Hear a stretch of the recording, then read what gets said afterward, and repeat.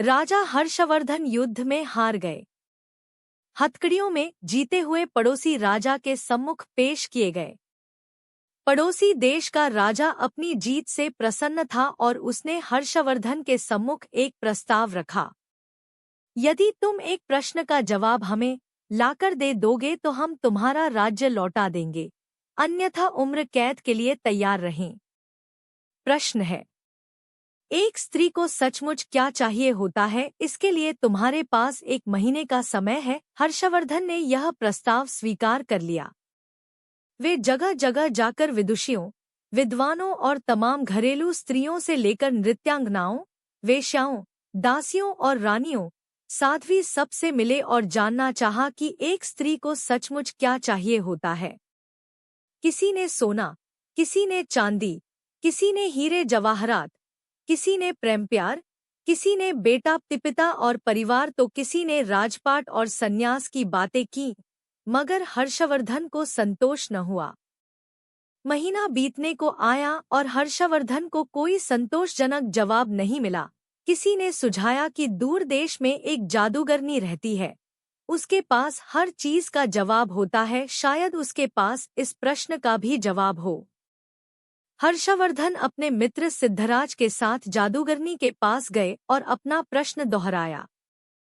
जादूगरनी ने हर्षवर्धन के मित्र की ओर देखते हुए कहा, मैं आपको सही उत्तर बताऊंगी, परंतु इसके एवज में आपके मित्र को मुझसे शादी करनी होगी। जादूगरनी बुढ़िया तो थी ही, बेहद बदसूरत थी। उसके बदबूदार पोपले मुंह से एक सड़ा दांत झलका जब उसने अपनी कुटिल मुस्कुराहट हर्षवर्धन की ओर फेंकी। हर्षवर्धन ने अपने मित्र को परेशानी में नहीं डालने की खातिर मना कर दिया।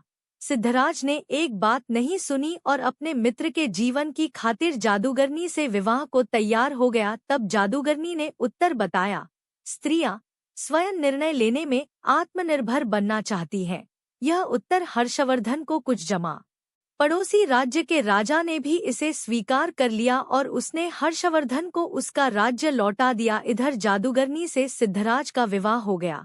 जादूगरनी ने मधुरात्रि को अपने पति से कहा, चूंकि तुम्हारा हृदय पवित्र है और अपने मित्र के लिए तुमने कुर्बानी दी है, अतः मैं 24 घंटों में 12 घंटे तो रूपसी के रूप में रहूंगी और बाकी के 12 घंटे अपने सही रूप में। बताओ तुम्हें क्या पसंद है? सिद्धराज ने कहा, प्रिय, यह निर्णय तुम्हें ही करना है। मैंने तुम्हें पत्नी के रूप में स्वीकार किया है और तुम्हारा हर रूप मुझे पसंद है। जादूगरनी यह सुनते ही रूपसी बन गई।